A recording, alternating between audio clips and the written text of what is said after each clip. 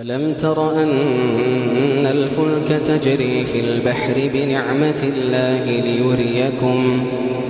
ليريكم من آياته إن في ذلك لآيات لكل صبار شكور.